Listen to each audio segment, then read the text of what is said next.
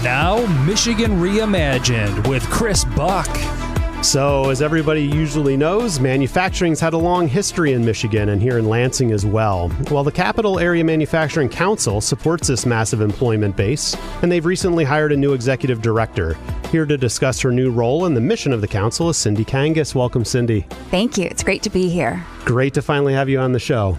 So, talk to us a little bit about the council. What is the mission? What are the goals? What is the council trying to achieve? Yeah, I'll tell you all of that. This is week 4 for me, so I'm really excited. I feel like it's been like a crash course these past 4 weeks, but it's been amazing. So the council, basically in a nutshell, it's a community working together to improve mid-Michigan manufacturing competitiveness. Okay. And I know that's kind of broad, but our goal is just to be advocates and make sure that other people in the area are advocates. Manufacturing is, as you said, it's very broad. It can be ag-based. It can be fabrication-based. There are so many different kinds of fabrication, or there's so many different kinds of manufacturing, and we just want to share that. We want the talent pipeline to grow. We want the kids to learn about this so that they're filling all of these job openings that are here in the area. Yeah, I mean, Michigan makes stuff. Michigan makes Motor stuff City. That's what we do. Exactly. That's right. So there needs to be an organization behind that to keep the conversation going and not just have everybody who does this kind of work be on an island, right? I mean, isn't that kind of the glue? Aren't you? Yeah, we're a membership organization, which is a little bit different from what I come from. I come from a nonprofit background. That's a 501c3. Right. And this is a 501c6. So this is a membership organization. So really it's just this band of people in the same industry coming together as advocates. And, as a part of their membership, they'll receive discounts and trainings. And we do a yearly wage and compensation survey. We do a lot of networking and membership. But my goal is to take that to the next level. So I came on with first my goal was to reach out and take tours of all of these places. And everyone has been amazing. It's like a little kid getting on a school bus. It's field trip day. And here I go. I'm off to the next place. And it's been amazing. So right now I'm in the phase where I'm just visiting with all of our members and I'm listening to them and I'm learning what they do so I can speak in an educated manner about what's going on manufacturing wise. I want to expand in schools. We have partnerships with a lot of local ISDs, a lot of local high schools, LCC, universities, but we want to keep growing that. We want to keep teaching kids from a young age about these manufacturing jobs and teaching them how it's not the impression that they may have that it's some sort of dirty factory. Right. That's kind of a bad word. These are amazing jobs and they can get them sometimes right out of school. Brian Town, you probably know, did a podcast similar to this called Skilled. And we talked about trying to shed the dark, dirty, and dangerous image of manufacturing. Yeah. If you're going to try to continue to bring people into this industry from a youthful perspective, you got to shed the dark, dirty, dangerous, because that's what people, my generation, tend to think about factory work. And it's just so high tech and so much different than it has historically been. So that's great. Yeah, one of the big events we have every October, it's usually the first Friday in October, it's called Manufacturing Day. And it's kind of a job shadow day where the kids usually, if it's not COVID, they will go on a field trip and they will tour these factories. So they'll get to see it hands-on, what it's like. It may be a little different. It may be virtual again this year where, either we'll do some sort of job shadow or we'll do some sort of video tours.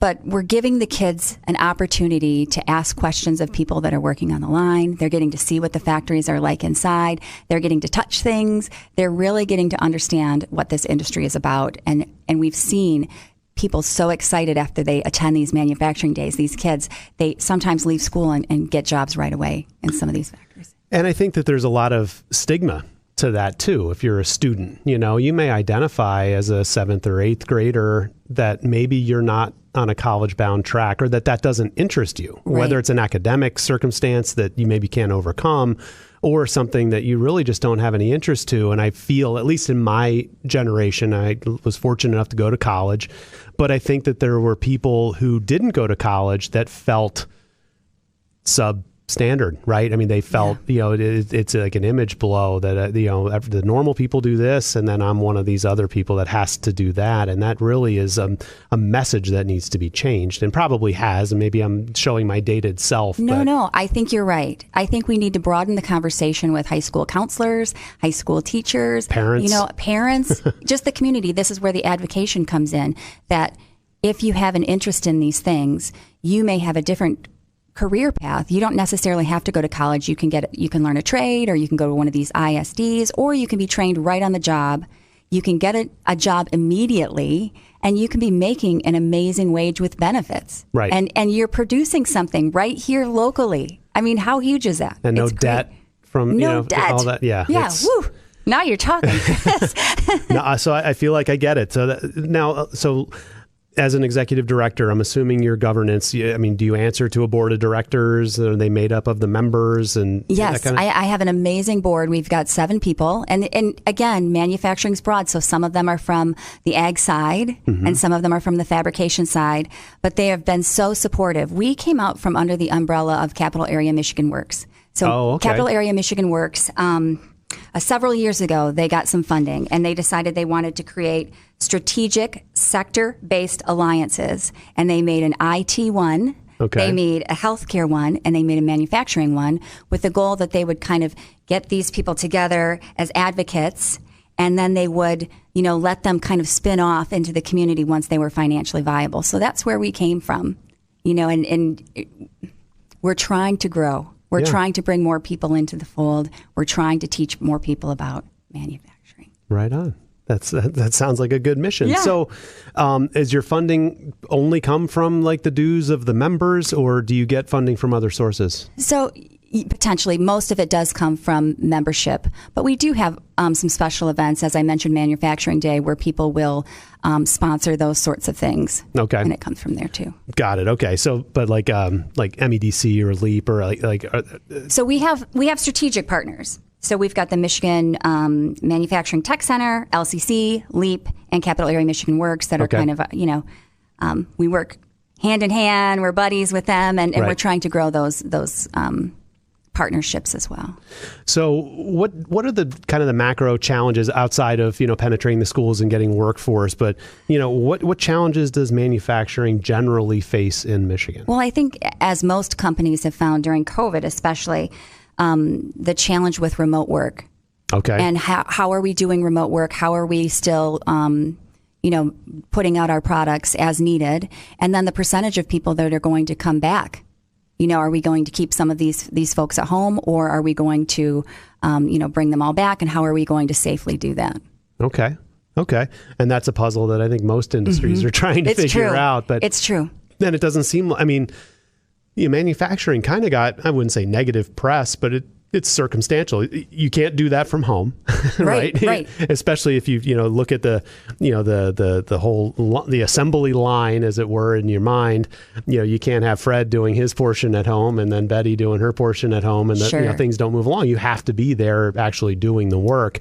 And then there were outbreaks because everyone's trying to figure out how this disease actually transmits, and can you put plastic sheeting up, and is that enough, or are they touching the stuff, and is that so? That probably didn't help the cause. Right. It's taken a minute, I would think, for all of us to get on board with PPO and the safest ways to have our employees on site. Yep. But I feel like we're in a good place now. Sure. Things are moving forward, and there's a lot of awareness, and we're talking about it all the time. Right. So now, is the council kind of, would you say that and I know you're week 4, but is it kind of modernizing and stabilizing the manufacturing that we already have, or do you feel like we're at a pretty decent base and it's now trying to grow and recruit and kind of get more manufacturing and new startups? Like, kind of where is the scope of the work that the council's working on now? I think it's a little mix of both. Okay. When I came in, it's just kind of, let's nurture what we have, and let's educate everyone on what's available, and then slowly grow. Right. So we think that there will be, lots more startups. There will be probably a lot of evolution, as technology changes and that sort of thing, and as new companies come. But really, it's just about educating the community on who we are and the jobs that are available right now. That's my main concern. And so your members, I would imagine that they funnel up their wishes, right? I mean, you've got to have some sort of, I mean, I'm sure you have a gut knowledge and your board has a direction that you want to go, but that has to be probably created by your audience, right? How do you survey or kind of get in touch with the people that are members and say, what do you want us to help you accomplish? Yeah, there needs to be a value to their membership, for sure. I've been calling them all, and I've been going on my little field trips, and so I'm learning. Some of them want mentorship; they want to be connected to other people that are doing similar things, so that they can have someone on speed dial to call and say, "Hey, I'm dealing with this. How did you deal with that at your place?" They're really interested in what the community is doing on a whole, as far as their wage and compensation and sick days and that sort of thing. So we do a survey about that just to kind of share that information with everyone. Education, I think, is key. So we're doing webinars and trainings for all of our people. And I've heard a lot about, inclusivity and just best workplace practices and all of these legal things that they want to learn about. So, once or twice a month, we'll have these educational opportunities. And we try to do outings. One of my main goals is to promote women in the industry. Sure. So as I've taken on this new role, I've also reached out to a lot of area membership organizations. And I have a good friend, Cindy, that's at the Home Builders Association. And she said, we have this amazing group of women that get together because, women are up and coming in this industry and they just want to be heard and they want to network. And I thought, well, why am I not doing that? I'm a woman. We can get all these women together. So I feel like there are so many things that we can do to provide a value for our members, including these special networking things. Right on. And so you obviously are representing the Capital Area Manufacturing Council. How many councils kind of are there around the state? Yep, there's a state one. Okay. And then there's a handful of councils across the state. Yep. And I can tell you, I'm going to give a shout out to my friend Bill down at JAMA in Jackson. He's been on my speed dial. He has been a great mentor to me because he's been in the field for 20 years, and he has just been so amazing. If there's been an issue, he kind of built that from the ground up. And so I've been calling him and what do you think about this? Or how did you spend your first 6 months? And, we're all friendly and we all want to see Michigan grow in this manufacturing industry. Right. But I see that. And I'm glad to hear you say that, because collaboration, whether it's microbreweries or local governments or the small business development centers that are scattered around,